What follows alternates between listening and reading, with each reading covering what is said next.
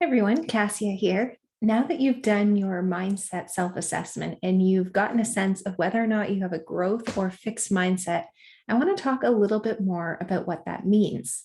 So let's imagine you have two students. One has a fixed mindset or a mindset that skews a bit more fixed.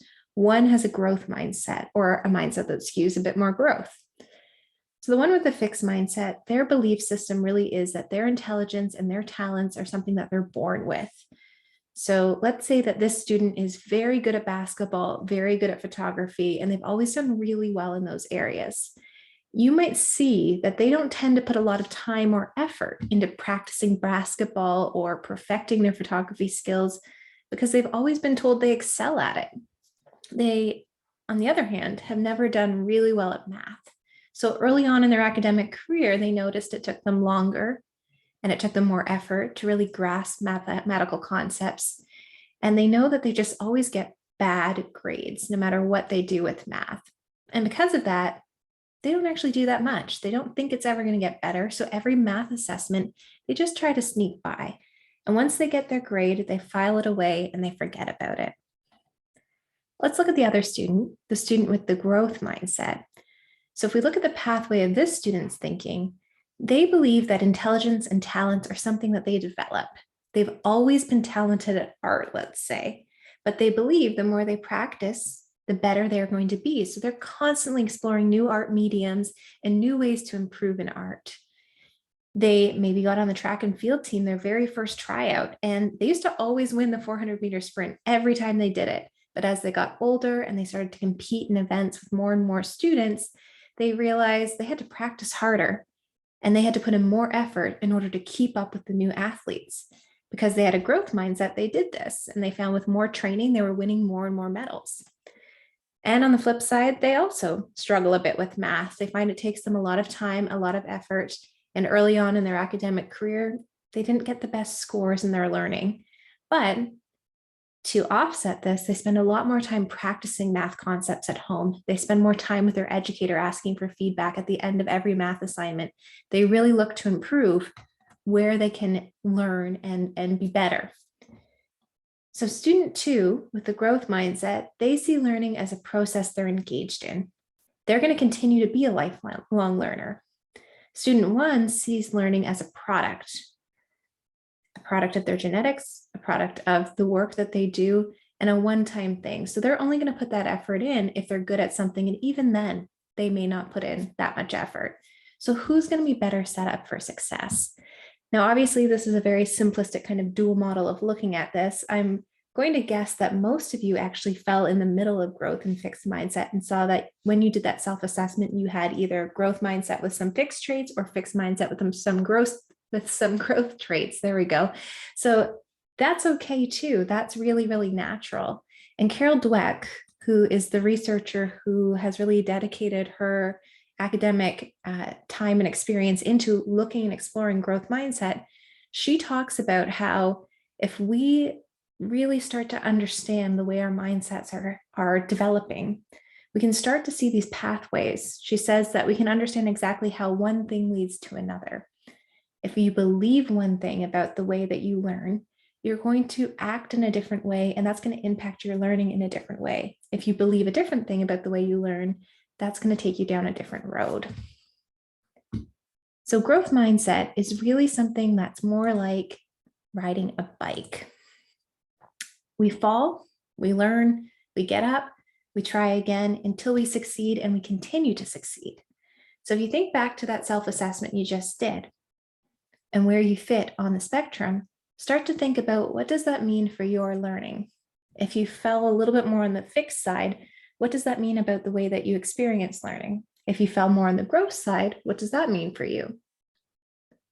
For me, I fall a little bit more on the growth side, but I do have some fixed tendencies. So for me, I need to really recognize and think about that and understand when I don't perform well on a challenge or I don't do something well, I need to check myself, remind myself that learning takes time and is a process, and make sure that I'm leaning more into my growth mindset. Now think about this. What does it mean, your mindset and where you fit, for how you teach and how you support students? Do you believe that your students can grow and develop and take learning day by day and continue to improve? Or do you believe that they're coming to you with fixed intelligences and talents? What does that look like in your classroom?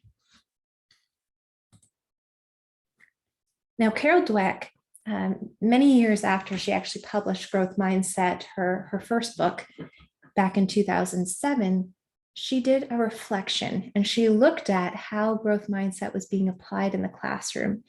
And she wrote another paper, really more of a blog, reaching out to everyone saying, there's some things that I want to make sure we're all clear about with growth mindset.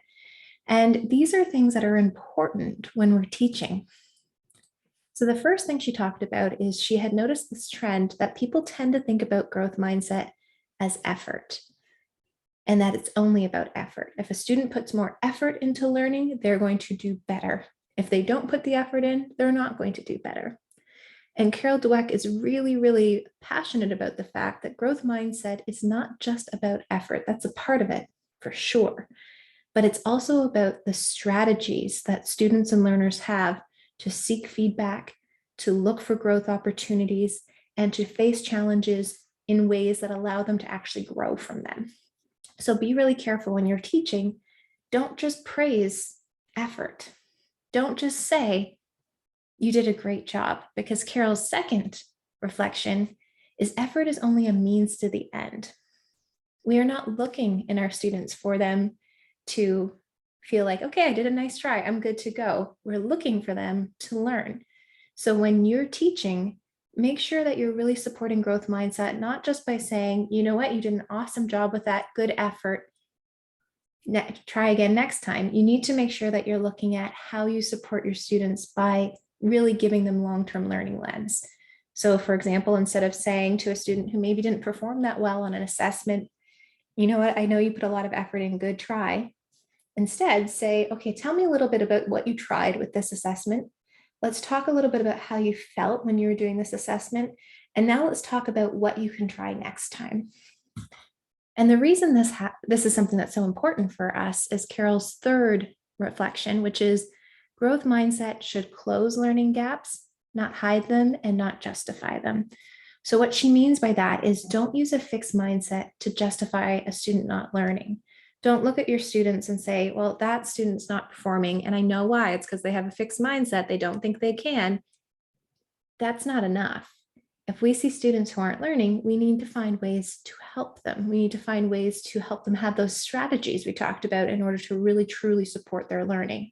So we can't just fall back on, well, a fixed mindset's a fixed mindset, and therefore that student's never going to put the effort in. That's falling into the same conundrum that a fixed mindset has. We have to constantly be looking for ways to support. And then the fourth reflection that Carol had was she noticed something that she calls the false growth mindset. And she saw a lot of teachers have this false growth mindset in the classroom. Teachers who claim that they must have a growth mindset themselves because they know that's the thing to have. They know that's seen as, okay, you're progressive and you see teaching in a way that's a process and you're doing the right thing, versus, okay, you're old school and you see learning as intelligence and talent that students are born with. Teachers wanting to be progressive and look progressive will often claim a growth mindset, according to Carol, without actually having it. So it's really important that if you have a growth mindset, you're honest and trusting with yourself, and you are really supporting your students with a true growth mindset lens. If that self-assessment you did came back and you have a fixed mindset, don't feel badly about that. Take it as an opportunity to look and reflect and grow on your mindset and how you can change the way you approach challenges and help your students approach challenges. All right, so we've talked about growth mindset. We've talked about fixed mindset. We are going to go into our next module soon and practice the other M of education, mindfulness. But before we do that, I want to make a little bit of a connection here between mindset and mindfulness. So mindfulness is about bringing your attention in a purposeful, no judgmental way or non-judgmental way into the present moment. So right now you may be watching this video and maybe you're 100% into this video. You're just watching, listening, taking it in. Or maybe you're checking your email on the side, your kids are playing outside in the next room and you're just keeping an eye on them, you're quickly answering a text, you're folding laundry. All of that's the stuff that we get used to doing because we have a million things to do every day. Mindfulness is about taking the time to separate yourself from that and focus on the present moment and what you're doing. In the next module, like I said, you're going to have an opportunity to practice some of this mindfulness through guided activities. But before we do that, I want you to really understand what mindfulness has to do with mindset and what it has to do with the classroom. So there's an area of research and pedagogy called mindfulness-based interventions, MBIs. And what this focuses on is mindfulness in the classroom and what mindfulness in the classroom can actually do. And there is a body of research that shows that mindfulness can have increases to positive mindset. It can increase coping skills and self-control in our students. It can increase attention and focus. It can increase cognitive skills. It can increase social emotional learning skills. And it actually creates decreases to stressful stimuli or responses to stressful stimuli. And this seems like it kind of does everything then, which is great. We'll unpack that a little bit more in our third module, but a quick look at the research. A lot of this is coming out of Boston Charter Research Collaborative, or BCRC. They have done a series of studies looking at mindfulness. One study that they did surveyed 2,000 students in grades 5 to 8 on their mindfulness behaviors. And this survey looked at, if students have mindfulness, what are the impacts that we see on grades and standardized testing? So this was more of an elementary school, middle school survey. But what they did see was students who did demonstrate more mindfulness also saw improved grades and better performance on standardized tests. Another study that the same group, the Boston Charter Research Collaborative, did was, and this was back in 2019, this was a bit more controlled. So in this study, they actually looked at a class of 6th graders in a Boston school. They randomly divided this class into 2 groups. The first group of 6th grade students participated in an 8-week program studying mindfulness. The other group was placed in a coding class for 8 weeks, and that was the control group. And at the end of the study, the researchers compared the 2 groups and found there was, albeit a modest, but still a significant statistically increase in attention and a decrease in stress for these students. And then they actually did MRIs on the students who consented or whose parents consented to look at their brains and see if mindfulness versus the coding classes had a change on the way their actual brain functioned. And what they saw in the MRIs was the students who were in the mindfulness classes for 8 weeks actually had a decreased response in their amygdala when they were exposed to stressful stimuli. So basically, those students were actually less likely to become anxious when put in difficult situations. So let's connect this now to mindset.